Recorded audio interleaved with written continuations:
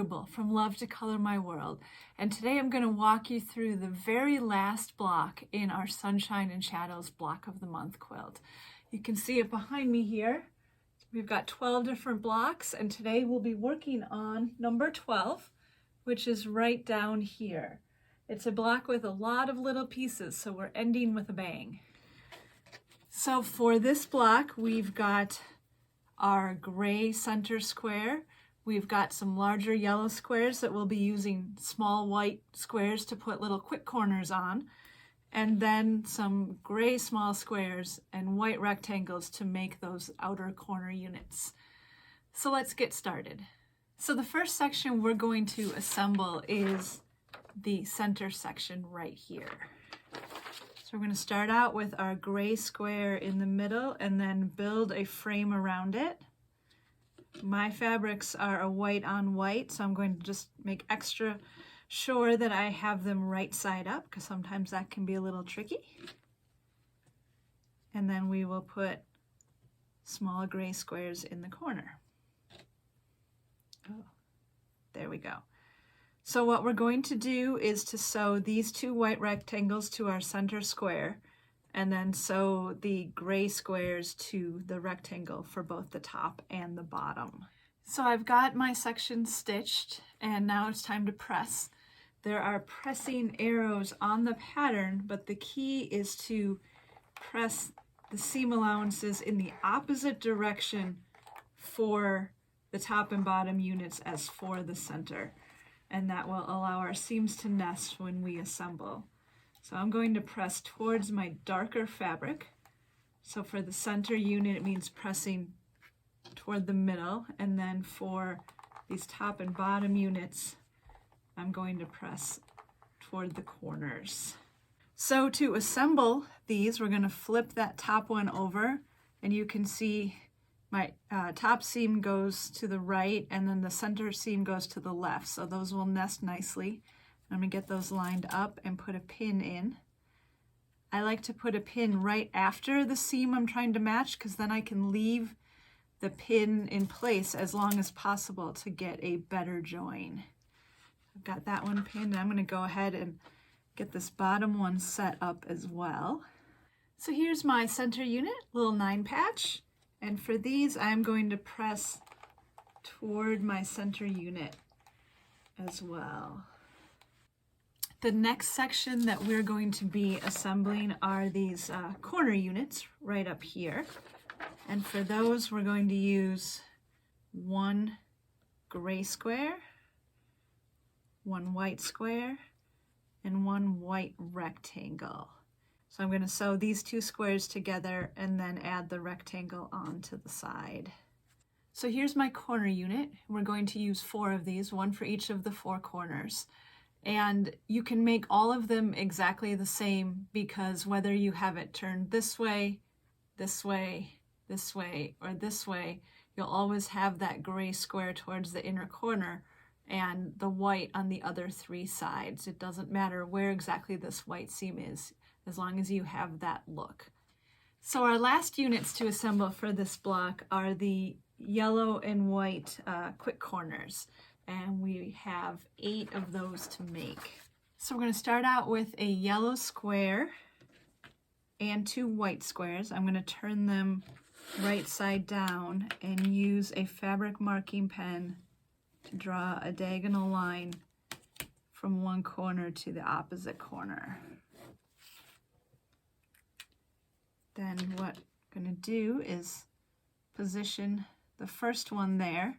We're going to stitch on that drawn line, and then position the second one in the opposite corner with the lines running parallel to each other, and stitch on that line as well.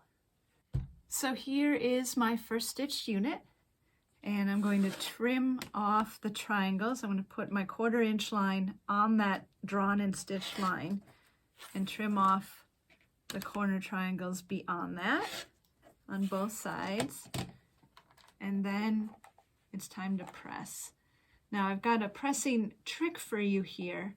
In order to help assemble our block more easily, we're going to press 4 of these yellow and white units with the seam allowances going towards the corners, so pressing towards the white fabric. And then we're going to press 4 with the seam allowances heading towards the yellow, and that will allow our seams to nest when we assemble our block. So we're going to make 8 of these, 4 that have the seam allowances pressed towards our outer corners, the white corners, and 4 with the seam allowances pressed towards the yellow center, and then we'll assemble our block. So once you have your yellow and white units created, it's time to start assembling. I've got mine sorted into 2 piles, one where the seams are pressed toward the yellow center and one where they're pressed out towards the white corners. And that will help you right here. So what I'm going to do is put my first 2 out, and I'm going to put one on top each other and nest those seams, which will allow it to go together more easily and also make sure we have a nice join where those seams hit each other. I'm going to put a pin in there and then one up here at the top as well. And then I'm going to stitch down that 1/4 inch seam allowance. So there we go. I've got a nice join right here.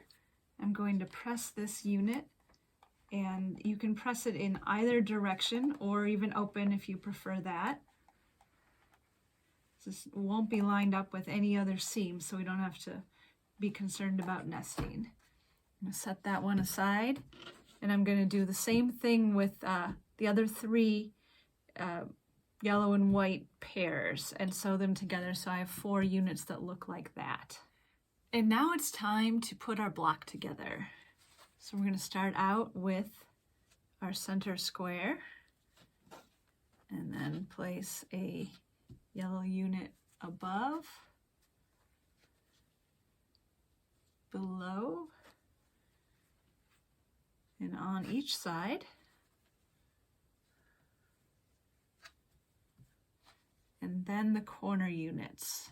You just want to make sure that your corner unit is set up so that the gray square is towards the center and touching that center unit, because that's what gives us that X look right here. Looks good? Okay, so what we're going to do is start out by sewing these 2 units to our center unit, and then at the same time sew corner units to our yellow units for both the top and the bottom, and then we'll have 3 rows that will join together. All right, we're almost done with our last block. Here is my center row unit, and then the top and bottom row units that look like this. Now, before you go and assemble your rows, just take a quick look back at your pattern and make sure that everything is pointing in the right direction, because it's a lot easier to fix a mistake now than once it's all together. Mine looks good, so I'm going to assemble my rows. So for the seams here, just like on the pattern shows, I pressed the center seams toward the center block and then the top and bottom towards the corner blocks. So when I go to pin these, my seams in those spots will nest. I'm going to put a couple pins in here and over here as well. Get those seams aligned. And then put one in the center as well, just to hold things together. So I'm going to do the same down on this end, and then I will sew with a 1/4 inch seam allowance down both of those lines to finish the block. And here's the finished block. Let's take a look. We've got our gray and white 9 patch in the center and the yellow frame around it, and then our X going through. Looks pretty great. So we've finished all 12 blocks in the Sunshine and Shadows Block of the Month quilt. That means that next month we'll be putting the whole quilt together. So make sure you have all your blocks finished. Grab your sashing fabric, your leftover yellows, because we'll be using those for sashing squares, and your border fabric, and we'll be putting this quilt together. It'll be so fun to see how it turns out. So I hope you'll join me next month to assemble our quilt. And in the meantime, Visit sitandsewfabrics.com to see the variety of pre-cut and traditional yardage quilt kits that they carry. See you next month.